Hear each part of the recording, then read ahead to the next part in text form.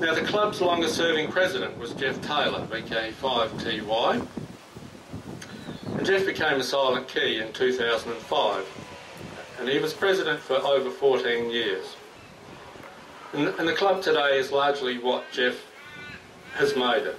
He was a larger-than-life character, mentored countless people to enter the world of amateur radio. I remember at his farewell service gathering we had, we put up hands who'd been mentored by, half the crowd put up their hands. Geoff survived by his wife Christine, VK5CTY. Christine also shares Geoff's passion for life and radio. Christine, would you like to come and officially open the Adelaide Hills Amateur Radio Society shack, please?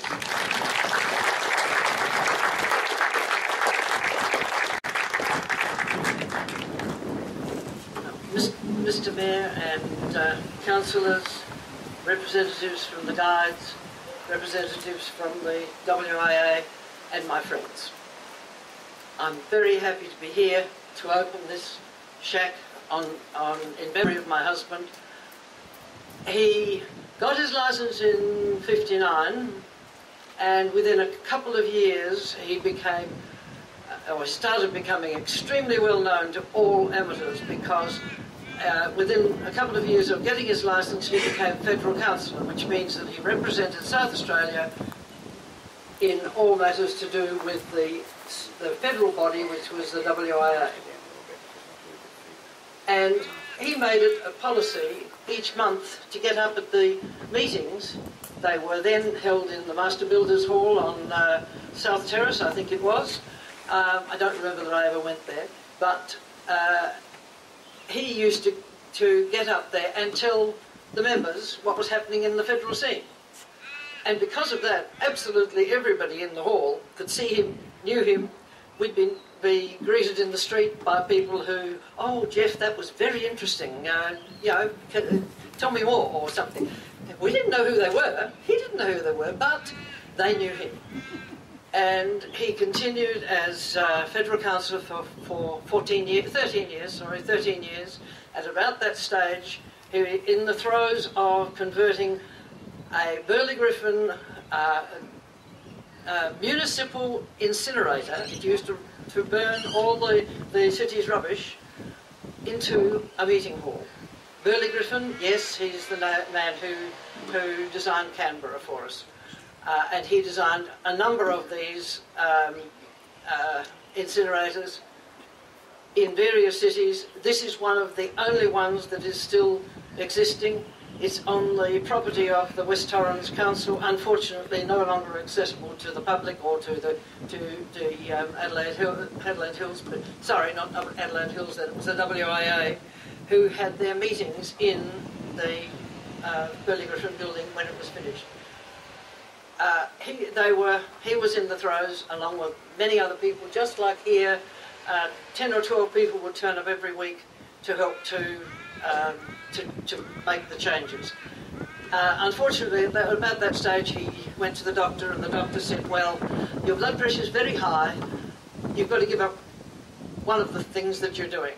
And that one, unfortunately, happened to be, he decided had to be the WIA. He did want to keep on working so that he got some money. He wanted to stay alive for himself and for the rest of the family. So he resigned from the WIA and resigned from being federal councillor anymore, and actually kept himself fairly separate from the WIA, not from amateur members, but from the WIA, because he didn't want to just be, the old man everybody asked questions of. I'm sorry, but that was his life, all his life. He's very happy to talk amateur radio to anybody. But a few years after he stopped being officially involved, he started teaching boys and girls in particular, because it started at the Black Forest Boy Scout group, which also involved the girls, and he started classes there through something which was called the Youth Radio Scheme, and taught a number of guides and scouts to get their amateur licences. Then he started teaching other people because they heard about his classes and wanted to join in too. And that continued for something like 25 years.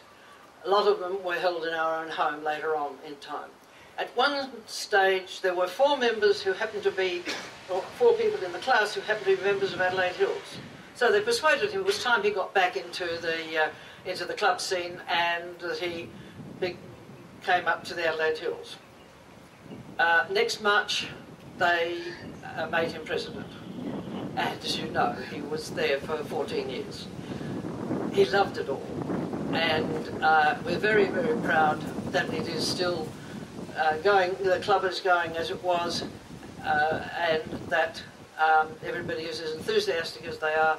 And I'm delighted indeed to be here on his behalf, in his memory, to open the shack today. Thank you very much for us.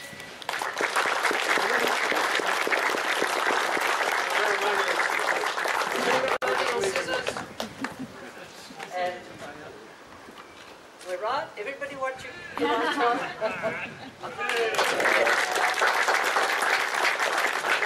We would welcome you to come inside, have a look at the facilities in here. We've got a number of demonstrations. And, sorry David, is that surprising? No. All right. And then there's also afternoon tea available for anybody who'd like to stay with us, to join us. Thank you very much. Thank you for coming, and thank you once again to all our club members who've helped make this what it is. Tina wants those scissors back. Thank you. Let's join us for afternoon tea. Thank you very much.